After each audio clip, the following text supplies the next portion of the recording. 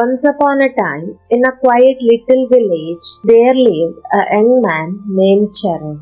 The village was calm and surrounded by beautiful scenery. Yet Charan's heart never knew peace. He had always failed to find peace in life.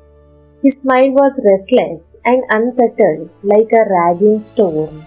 The mistakes of his past struck him like flashes of lightning, never letting him forget. And the fears of his future followed him like a dark shadow step after step. He couldn't sleep at night. His smile had disappeared. Even in silence, his mind wandered restlessly. His suffering grew unbearable. One day, Charan went to the village sage. After walking a long distance, he felt tired and weary. With a trembling voice, he said, Guruji, my mind has become my enemy. No matter how hard I try, these dark thoughts never leave me. Please tell me, how can I make them stop? The sage looked at him calmly and smiled gently, but said nothing. Instead, he took a glass cup, poured some water into it, and added a pinch of salt. The sage handed him the cup and said, Drink this water. The young man looked at the cup in surprise. Yet, obediently, he drank it. The water was extremely salty. Charan immediately said, Guruji, this water is too bitter. It's impossible to drink. The sage didn't say anything. With a gentle smile, he turned to Charan and said, Follow me. The two of them walked together through the green fields.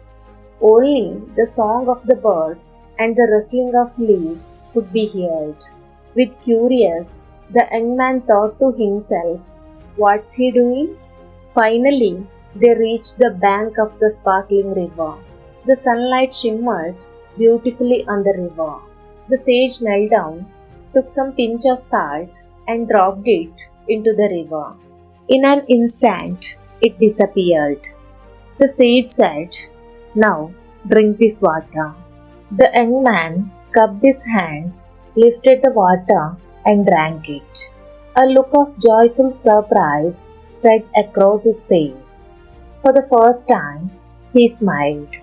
Charan said, This water, it's fresh, not the slightest trace of bitterness.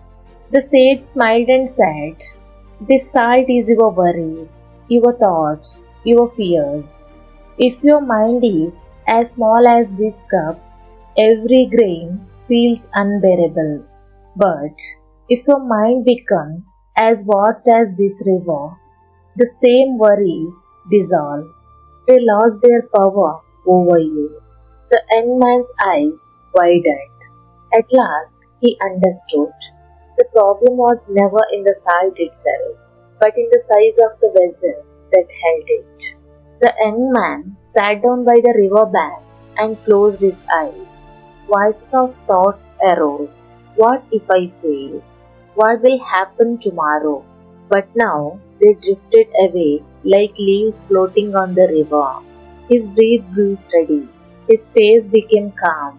That day, he realized the goal was never to empty the mind completely. The mind will always think, but true peace means freedom from being bound by those thoughts. The river had taught him peace is not the absence of thoughts, it's the freedom of not being enslaved by them. Friends, if we hold our mind like a small cup, every problem becomes bitter. But if we open it wide like a river, even pain softens. It flows away with time. Therefore, stop overthinking. We should never be a cup. We must be a river.